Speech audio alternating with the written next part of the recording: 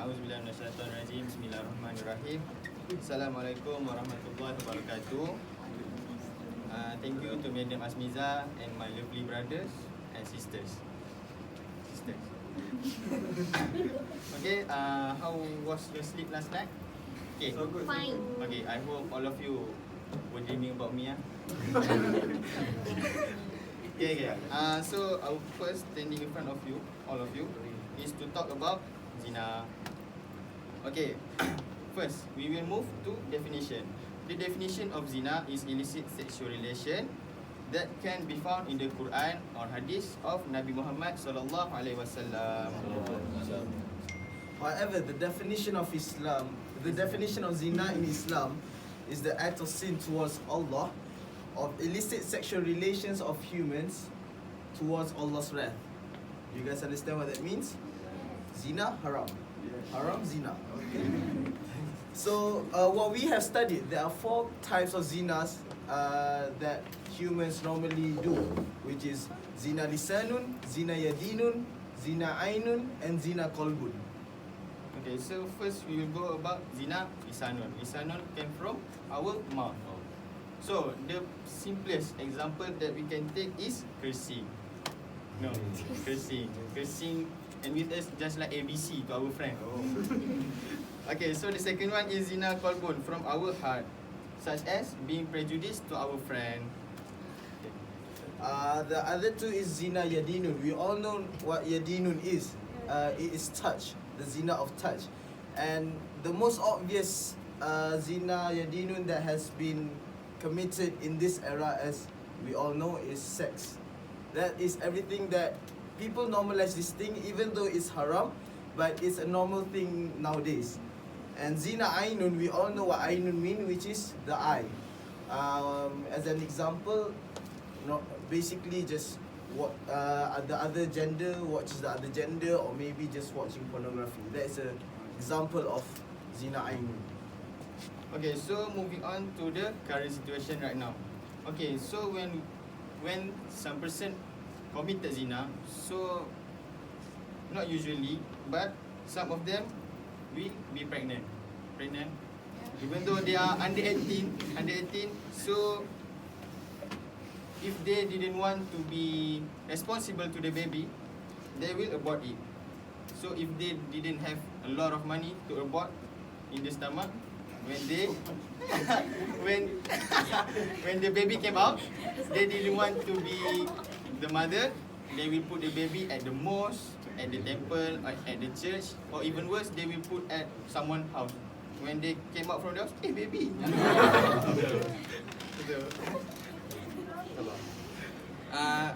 This type of case happen when they have lack of shame, and the person that we can blame other than them is their parents, because some of parents right now are too busy of their work, 24/7 working. Hello Ahmad, today ayah boleh lambat, I will come back home late because I have a lot of work, so you need to eat outside. So they go with their girlfriend or someone not their mahram. So and then the same thing happen like the TikTok, the viral video. If you know. Then the second current situation is sexual relations between 2 human beings without any halal relationship or whatsoever. As I mentioned before, many students just does the action of sex without any legal full relations. They are not married and they just do sex for fun, and maybe it's just something they want to try out. And this is one of the biggest factor to what he just said, abortion. Is one of the biggest factor, and actually there's just nothing we can do, because that thing, even though it's haram in Malaysia, but us people, we take it from the West culture, where we see movies like 365 days and any other kind of movie, they just do sex normally. Like it's a normal thing, they normalize it, but we as Muslims, we can't actually just take their culture and just bring it here. We are Muslims, we have our terms and regulations of becoming a Muslim. So because of that, we think that we are just free to socialize with anybody that we just want to socialize with. But we have our rules, and Allah has forbid us to socialize with some people that we just can't.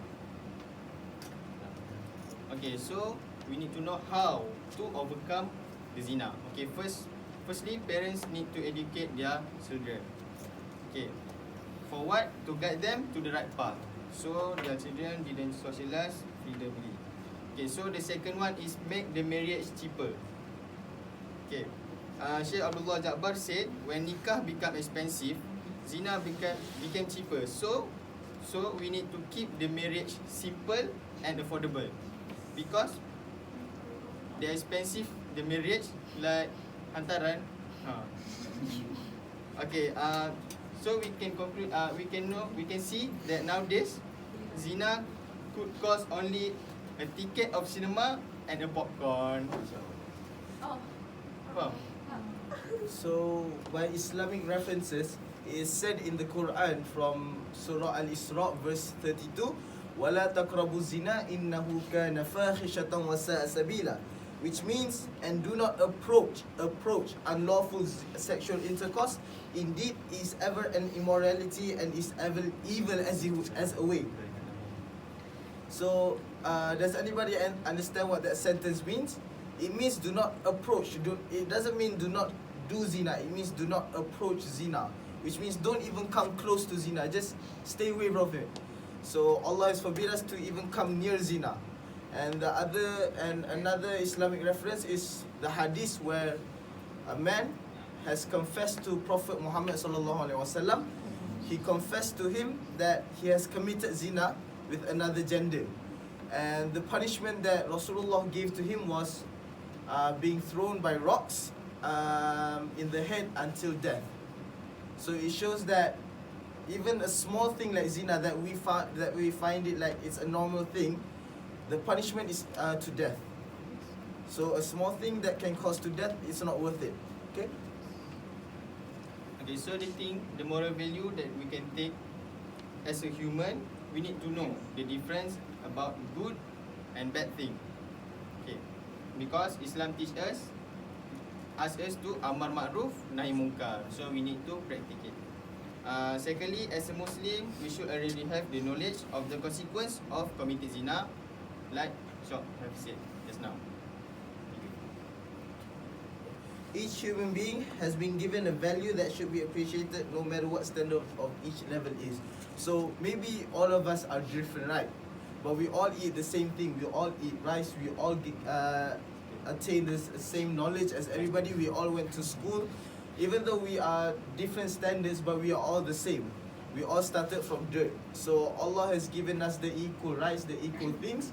So it should not be a problem for us to just avoid doing zina. That's all. So in conclusion, I just want to recap all of you. How many zina that we have just explained? Anybody? Imran. Give it a round of applause.